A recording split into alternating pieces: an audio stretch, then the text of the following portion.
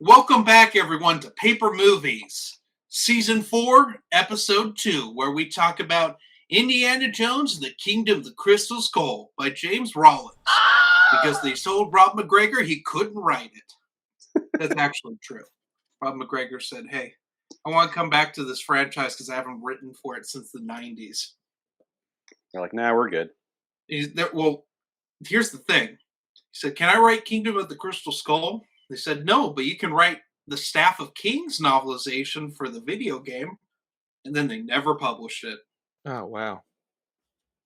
Did he write any of those German?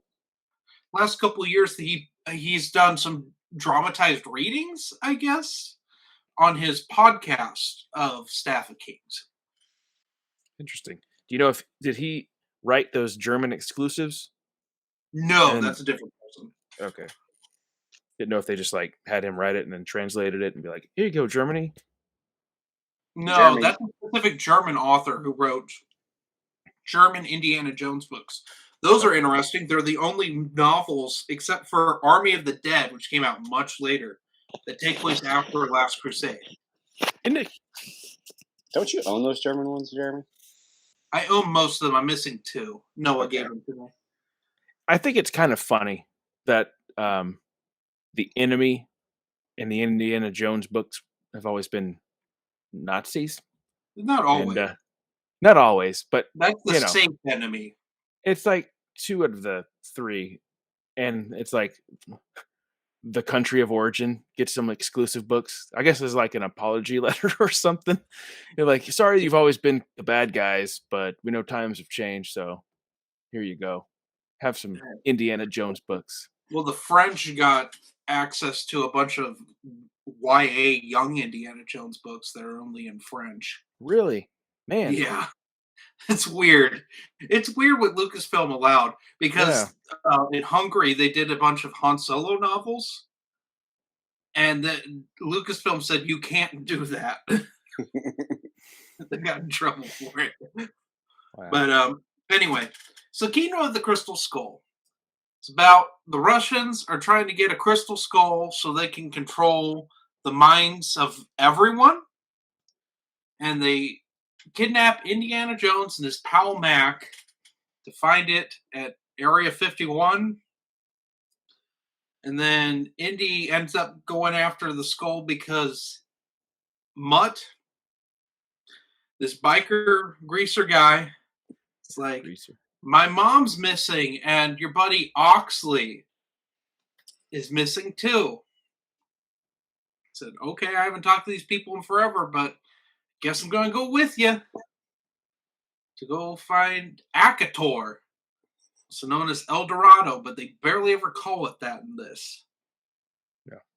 And anyway, Kingdom of the Crystal Skull is a mess, and it's not James Rollins' fault. I'm just going to point that out.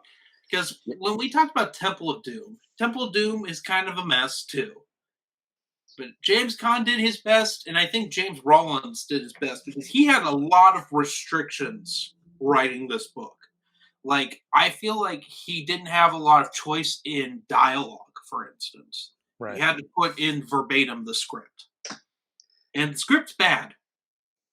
There's no going around that. It's bad. Oh, yeah. And I actually, when I was reading this, I was like, as bad as the script was, I actually enjoyed this book a lot more than the movie because I agree. I was the same. I feel like James Rollins actually tried to give it personality. Yes, yeah, he does his best with what he's got. Mm-hmm. And he does add some things in. Not a lot. Like the intro. Mm-hmm. The intro is the best part of this book. Yeah. Yeah. We get the remaining conquistador running away with the skull after killing his fellow conquistadors. Yeah. Then we get Indy and Mac in Mexico looking for artifacts, and Indy almost drowns, which is a fun sequence. And then we get to the movie. Yeah. But we get it from the perspective of the MPs at Area 51. They're watching the race between the teenagers and what we don't realize are Russians, but are Russians disguised as Americans. Yeah. Yeah. But my big problem with this book is I get Russian names mixed up. I'm serious; they're too similar to me. I don't know what it is, but I couldn't tell you who was who until they would reference that one was male and one was female. Yeah, that's Also, pretty bad. we do get an alien autopsy scene in this. Mm-hmm. That's Yeah. not. That's kind of cool. It doesn't flow well, but it's a neat scene in and of itself. Yeah. See, this book, the Indiana Jones and the Crystal Star. I mean, Crystal Star. Crystal Skull is the worst Indiana Jones book that I've read. Well, yeah, because he's fighting Waru apparently. Yeah. I mean, I'm never going to read this book again. I'm never going to read it. Wait, wrong book. I'm never going to read this book again. Well, it was a good run. We tried to avoid Star Wars on our channel for a while. Well, it was a good run. Well, I mean, come on. Indiana Jones and the Crystal Skull. It's like George Lucas is like, I'm getting my two universes as close together as I can. Well, he was trying to make this in the 90s, and I don't know why. This honestly would have been better if Rob McGregor wrote it as a book. I think he could have done a lot with it, but at the same time, Rob McGregor wasn't easy to control. And he upset the fans back in the day. Yeah. And that's why he got kind of fired. I don't know. I just even if it was just an actual book and not a film, like actually I'm gonna, kind of withdraw what I said. It's like I kind of still want James Rollins to have written it. Yes. Like instead of Rob McGregor, because like I said, he actually tried. He gave it more of a personality, and it was actually I was more invested with it. Like watching the film, it's just kind of like it's amusing at times, but I don't know. I kind of felt more like it felt more like an Indiana Jones story. Here's my problem with this. And Adam, you've read Peril at Delphi, and his friend who loves jazz and stuff. Yeah. That he's been friends with for years and went to school with. Mm-hmm. Why did they never mention Oxley? That's a big thing I have a problem with. I guess Oxley was part of when Indy went to graduate school. So I guess it happened. He meets Oxley after the incident at Peril at Delphi and before Dance of Giants. Mm-hmm. I'm just trying to think of when he would meet Oxley and have such a relationship with him. And why was he never mentioned in Raiders? Because he knew Marion and her father. Was he also after the Ark of the Covenant at one point?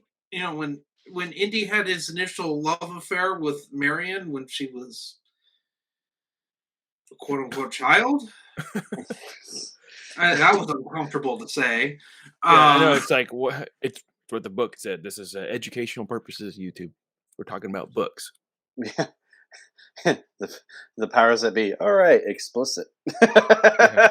No, I'm kidding. No, but I couldn't tell you. But that is a good point, though. He wasn't mentioned like at all. It's kind of like the like I'm trying to think of another example, like Felix Leiter from 007. Like after he was mauled by a shark. I mean, he is mentioned somewhat in the novelizations, but I'll get into that later. But he's never like in the films, never mentioned again, like especially in the old like the Brosnan era. Uh-oh.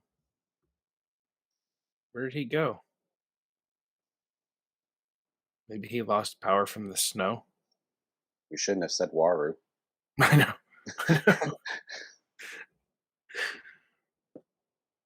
Well, maybe he'll come back. He's texting. He said, "Add me back." Well, the link should still work.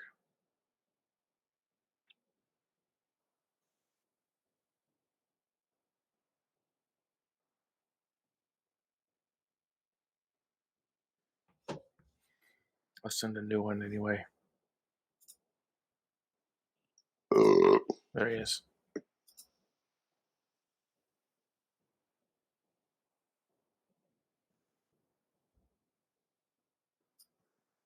You're mute.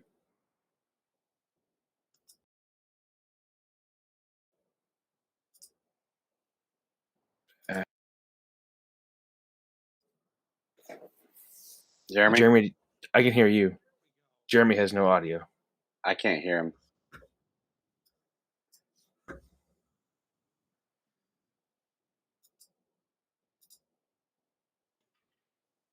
How about that? There we go. But that's not the.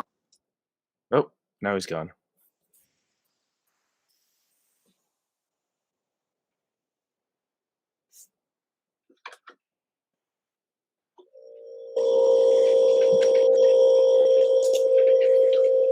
Hello?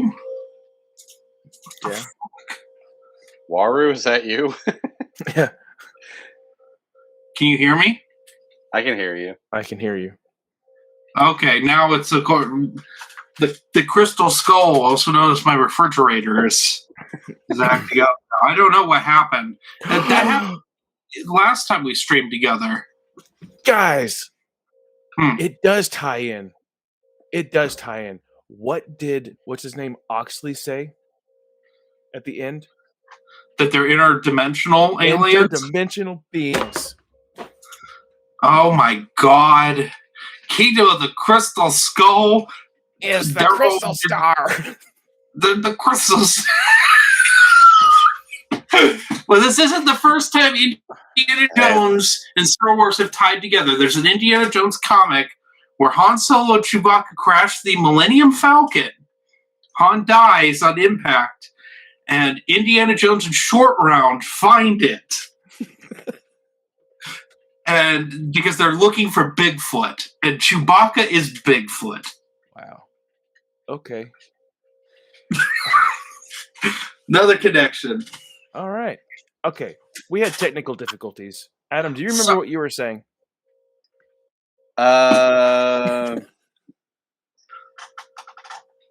We were talking about like how Oxley was never like referenced. Never a character.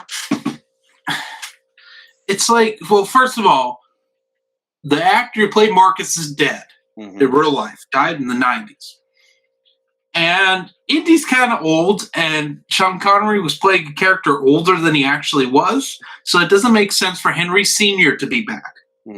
Which, there was a picture of his father on his desk, on his desk, which is a screenshot from the film. Yeah. This is from... So. And the one with Marcus is also a screenshot from the film. I thought that was funny. It's like... Yeah, I noticed that this the last time watching. That made me laugh. So it's... The whole point of this is that Indy has no...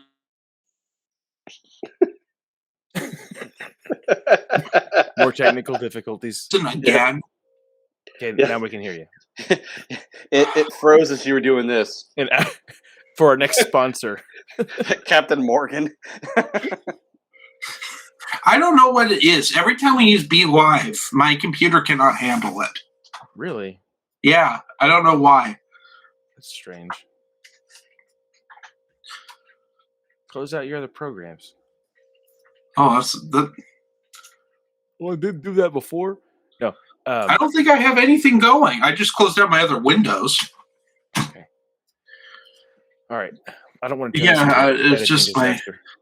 But anyway, positives of this book. We kind of understand more what the Crystal Skull does, and that it talks to them, which that doesn't make any sense in the movie. Well, the book really gets into it dives into the telepathy part of it, Yeah, which was really cool. It wasn't that long, but it was like it was interesting. enough to Yeah, explain, yeah, kind of explain. And then what's the Russian lady is considered a witch, I guess, because she has telepathy. yeah, But that's weird. I mean, yeah. I shouldn't say that's weird because this is the same franchise where Merlin shows up in the books. Um, let's see who else shows up. Oh, dude gets his heart ripped out and is still alive. Yeah, it's like looking at it happen. Yeah. The Ark of the Covenant's full of scary ghosts that melt your face. And I mean, we also in the other book series we have zombies and dinosaurs. Yeah, that's true. Something and that I found Holocaust that tells the future. this book tells the future. Kind of. There's a thing, a visual that's described as somebody's waving their hat around, running away, like a character from a Disney film. Did you guys catch that? Yes, yeah. That's like someone from a Disney film is actually in the book. I'm not making that up. I can't remember the chapter, but I thought It's it was funny. I was Oxley like, that's doing it. I was like, oh yeah, it's funny because Disney's going to be putting out a new movie. Mm-hmm. So here's the thing, and there's a reason I'm not going on about Mac as well, because that's another character that's not really explained. Because we did get Indiana Jones and the Army of the Dead, and that was to introduce Mac as a character. So Mac at least gets a book, Okay. not a good book. It's a book that everyone seems to hate. But he at least has got an introduction. Now, Oxley doesn't show up in anything. And I think if this movie had done well, we would have seen Oxley in other things. There would have been more material coming out instead of Jesus.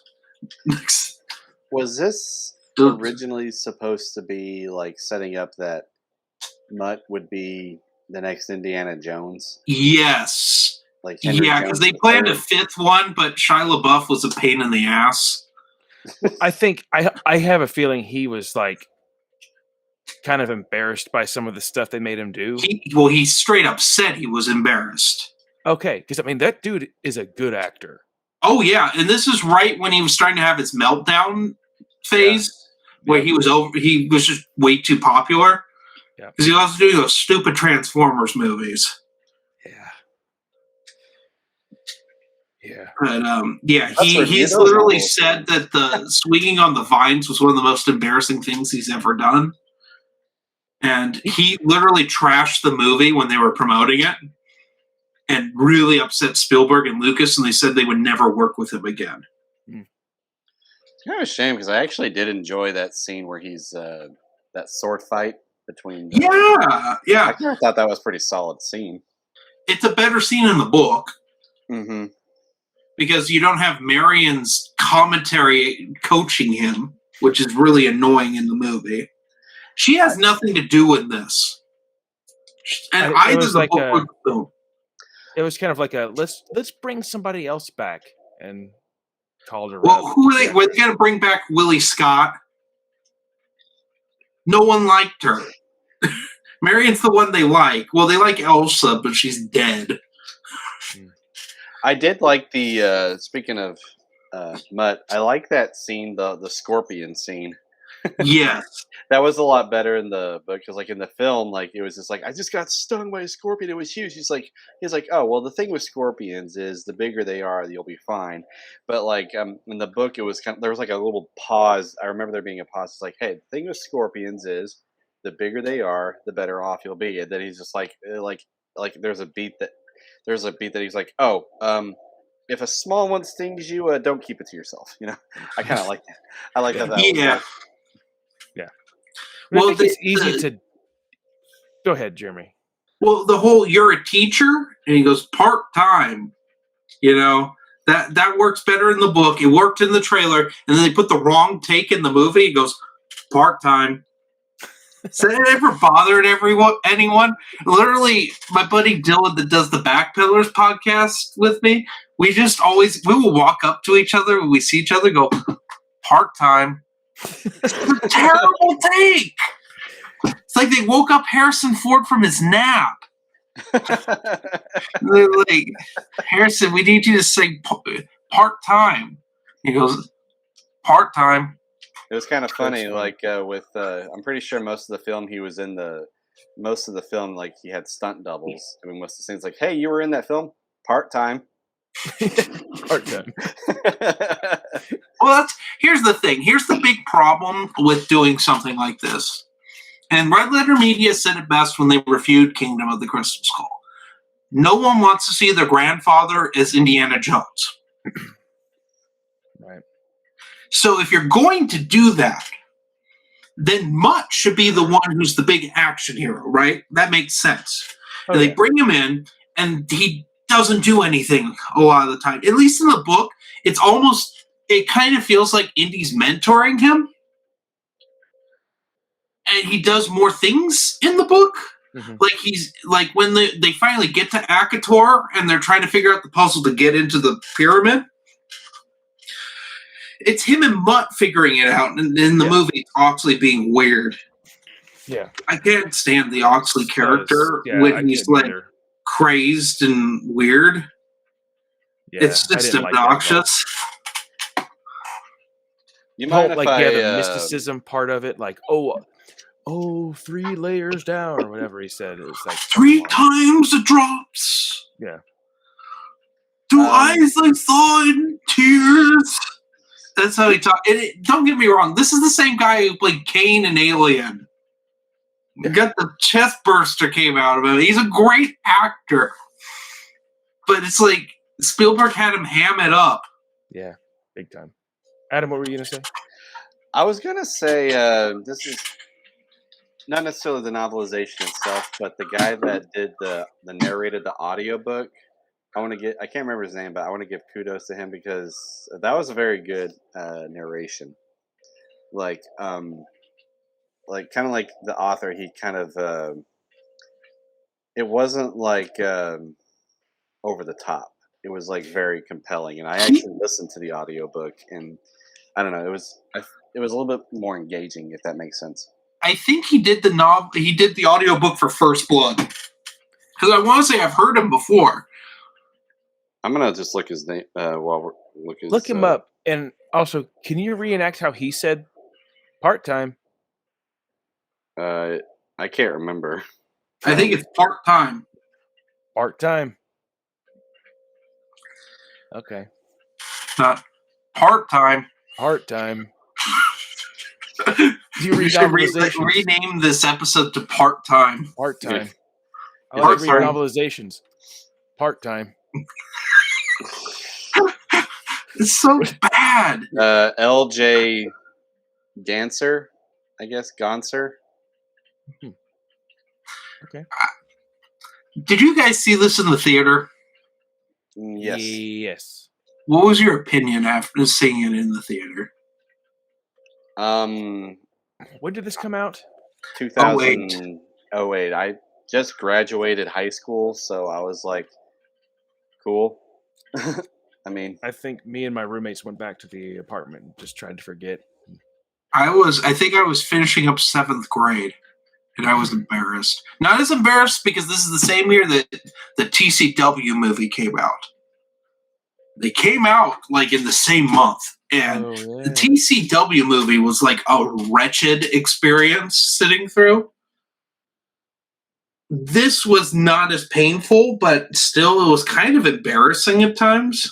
I rewatched the film when we decided to do this, and I was like, I'm going to watch the film, then I'm going to read the book. And that was the first time I watched it since the theater. And it was better this time around. I was like, okay, not as bad as I remembered it. I remember there being some silly things in it, but I was like, I'm going to sit, focus, watch the story. And I enjoyed it for the most part. A lot of silly stuff that I could do without. And I know, Jeremy, behind the scenes, me and you kind of talked a little bit about where I thought the major flaw with this film, how it like affected cinema today, like with, for example, the new Star Wars canon stuff. It's like Mhm.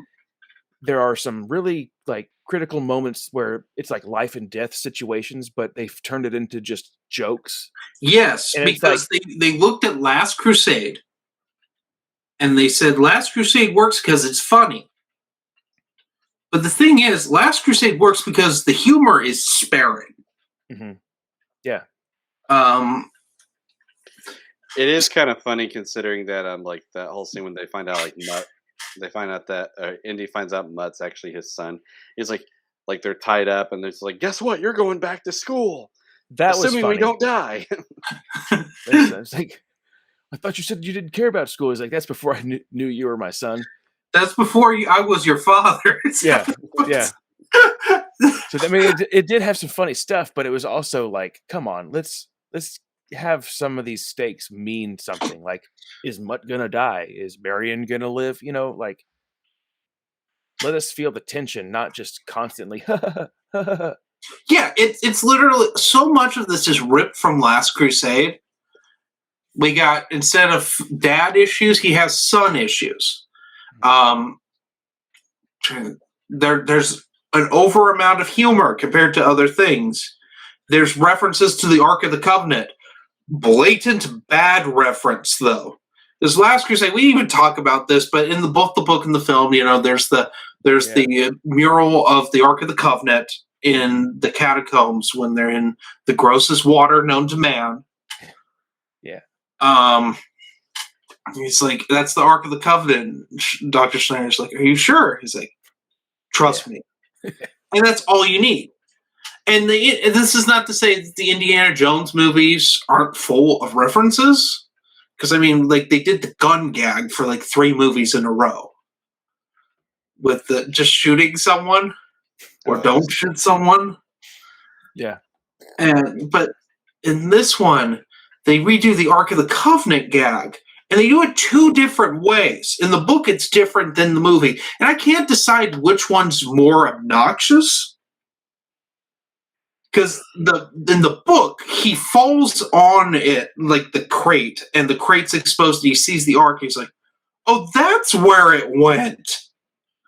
But in the film, he accidentally runs it over, and then part of the Ark is showing.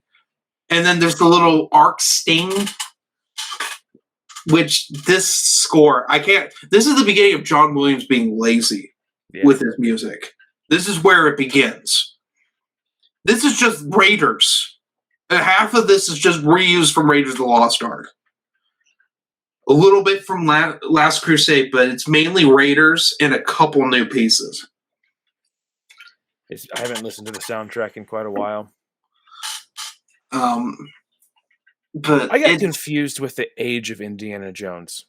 He's in his 60s.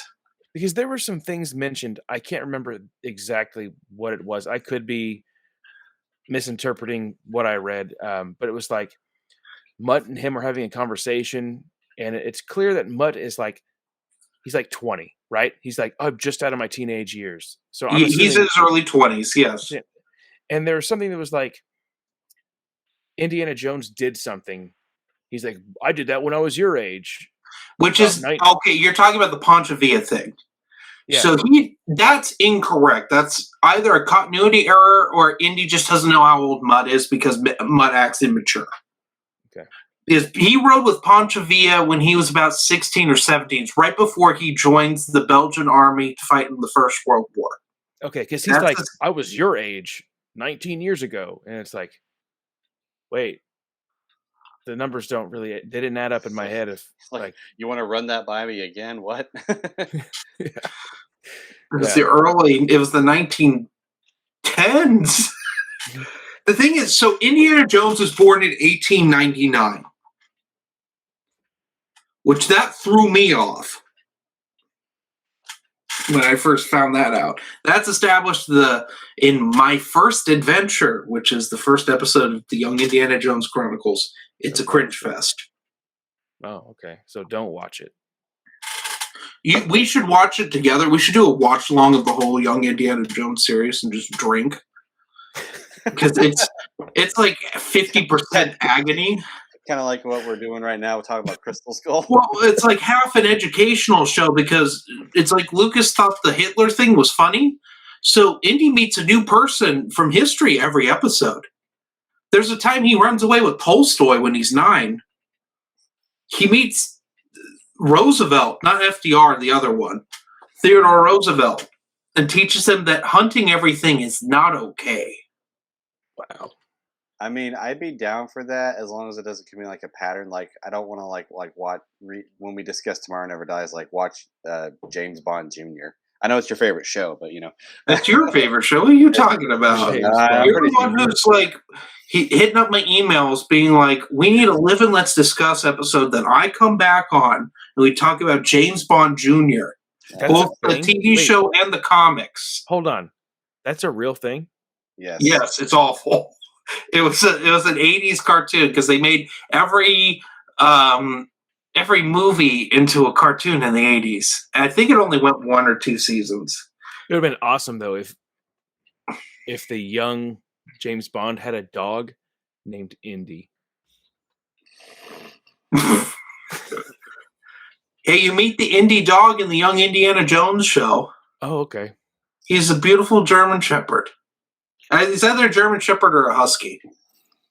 Not to go off on a tangent though, but the thing that's like weird about it is like it's not even James Bond's son in that show; it's his nephew. I mean, Jeremy would know more about it because he watches it every day. I didn't know that. I thought it was his son. Classic cover up, you know. Isn't Q's son there? You would know. I don't know. I've never seen an entire episode. Hey, back to Crystal Skull. I don't want to though. So yeah, there's a scene though in the book, Area 51. When we're talking about that, there's this small alien. You know, the Area 51 alien. That's, the distant cousin. It's like it's a smaller alien. It was a scout that crash landed, and so these Waru aliens, they have cousins that are out scouting and crash landed into the desert of the U.S. So here's a big question. Why is Indiana Jones called out to look at the Roswell crash? Why is he qualified for that? I know that. Wouldn't that be like? Why is an archaeologist qualified to look at aliens? I get that he worked with the CIA in World War II. But he didn't know though, because he was like, "You called me out to look at some wreckage." And that was the end of it. He's like, "What was that?" He never knew the answer. Yeah, it could have been possible that cryptozoology wasn't a thing. That could be, yeah. But still, it was the late 40s. That would probably be a thing by then. I mean, I don't know. I'm actually going to look this up. But that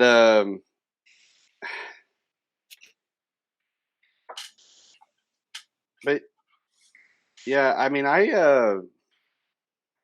I said, the book was definitely a lot more enjoyable than the film, and it was just there was.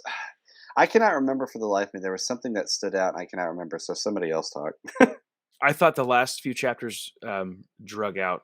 Yes, that I will say that was it. Yes, thank you. The wedding chapter at the end was really nice because I know Rob McGregor has said that he wanted to put some of his characters in the wedding. And I think James Rollins might have known that. He leaves it open in sort of a Kevin J. Anderson. I'm going to go back to Star Wars and explain this. Kevin J. Anderson, when he wrote Jedi Academy, he left it open, said there were certain students that were not mentioned as part of Luke's first class that were there. For instance, Corran Horn is there. And iJedi explains that. And there's a handful of others, like Kyle Katarn is there. Not in the Jedi Academy trilogy, but he is there at the Academy. Okay. When I can't remember, when did this book officially take place? 1957? Oh. I'm actually looking at cryptozoology. I think got established around the mid-50s, like 1955. Okay, so they wouldn't have had it for the Roswell, because that was 47. Right.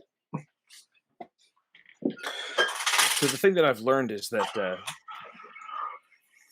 Kingdom of the Crystal Skull, the Crystal Star, and E.T. are all tied together. Yep. Makes me wonder if Close Encounters is somehow tied in. We'll have to see. Yeah. One of these days. Yeah. Going back to what I was saying, though, in the wedding scene, they say that a bunch of Indy's friends and relatives from all over the world are there. So it leaves it open to say, like, if someone wanted to write something, if Kingdom of the Crystal Skull had done well, and the Army of Indiana Jones and the Army of the Dead had done well, you could have done something and said, like, oh, Short Round was here. Or any of Rob McGregor's characters were there. Like, any of Indy's friends. Even Sala. You could say Sala was there. Sala could have been the wedding singer, like a British tar. That's a wasted opportunity. I'm shocked they didn't do it. Yeah. What was John Rhys Davies doing? Probably Anaconda 3. He's in that. Well, when did Lord of the Rings? That was done by then. That was done. Yeah, 2005 or something. That was the last one came out. Yeah. Yeah. Interesting. So, what would you guys rate this? See, this is tough because the source material is garbage. Not the worst thing in the world, but it's not good. He tries. So I'm going to give it a 3.7 out of 5 stars because he's doing the best he can, but I don't know. It was better than like we said, it was better than we expected. Yeah. Matthew? So overall, I'm not a fan of the story. I think it's kind of comical that it's like, oh, there's 13 aliens and the main villain wants to unlock telepathy to control the world. Which we didn't really even talk about her death in the film compared to the novelization. Which it's very similar. It is, but it makes more sense in the book because it's like her mind just can't contain the knowledge. Okay. Yes. Also, I forgot something else. In the movie, it's irritating because Indy only kills one person directly. He blows a blow dart backwards into someone's mouth. Just the dumbest way I think anyone's died in an Indiana Jones movie. That's something I saw in a Bugs Bunny cartoon once. Yeah, thank you. I knew it. I knew I had seen it somewhere else. But like also in the book, he whips someone and makes them shoot someone else. And that feels more like Indiana Jones kill, but he only kills 2 people directly. It's too tame. Where is the flaming shish kebab? Which is the greatest death in an Indiana Jones movie. I don't care what they say. That makes me crack up every time. Yeah. Well, I mean, to finish out my closing thing is that I have a hard time. I mean, could we say that he's elderly in this book? Yes, he could say he's elderly. That was the point that James Rollins wanted to put in there. He's getting too old for this. Yeah, and I found that silly that he's like flying around, busting through car windshields, jumping from moving car to another moving car. It's like some older gentleman doing this stuff and being all fine and dandy and surviving everything, dodging bullets. It's so unrealistic. And then at the same time, you're going like he's complaining about his hips stiff, and like Mutt's like, "What are you 80?" And he's like, "I lived a hard life," which is not in the movie. But I preferred the book over the film. I mean, I think that's all of us. Yeah, I give it a C-.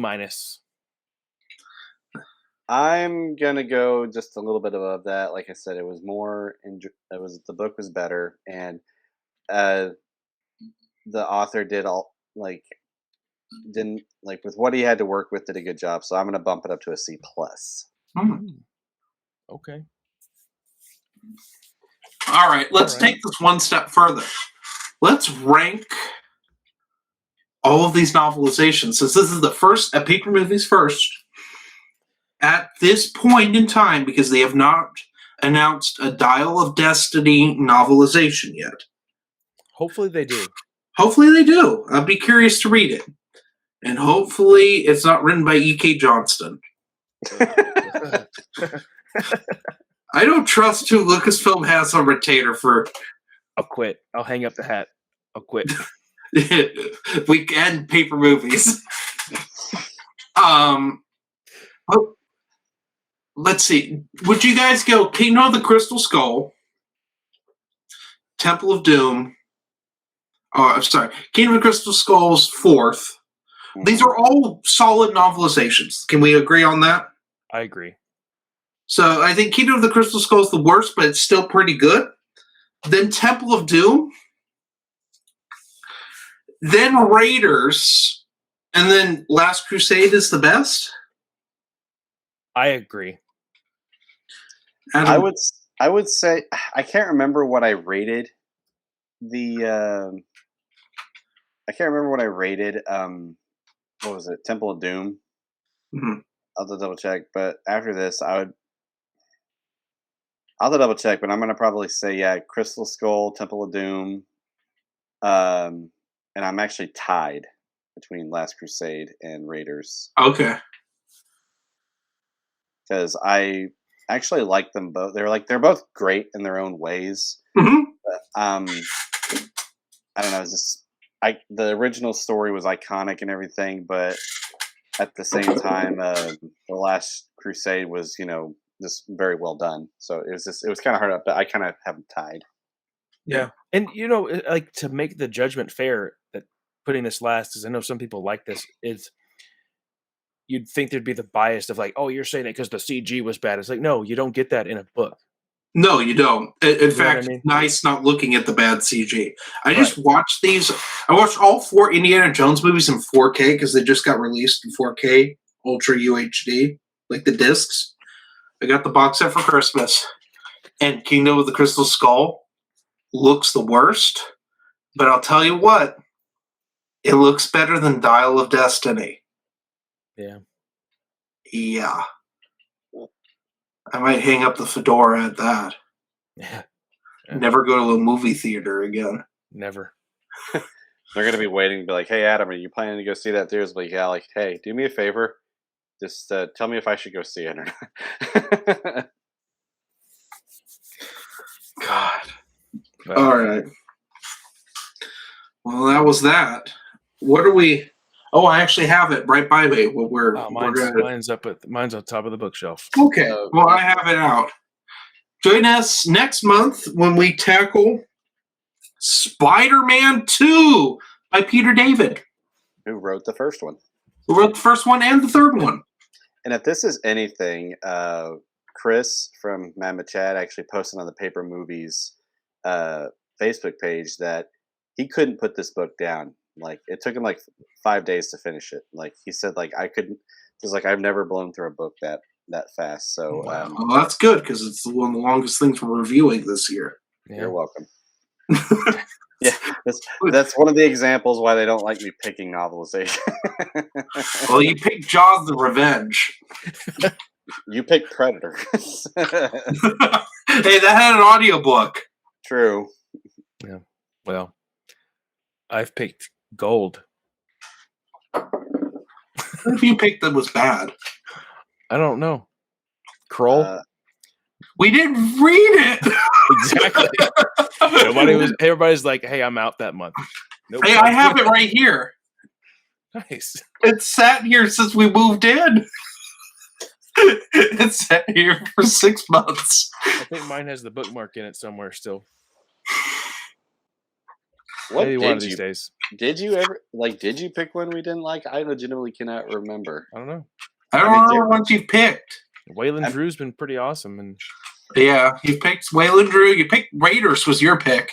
I would say Godzilla King of the Monsters, but Jeremy keeps blaming that on me. So I think that was you. I don't remember picking that one. I thought we all agreed on it. Okay, Matthew, you're pointing to your bookshelf, dude. Somebody had to. to recommend it. Just like, who is this person over here? That's Over that way. Okay, there we go. Like, it's not me. I would never do that. Okay, we're gonna Brady Bunch this thing, trying to figure out who. Better than Chuck Wendig picking a book. Yeah. All right. Well, I guess all that's right. that. So. All right. Well, anyways, have a good one. Stay Gucci.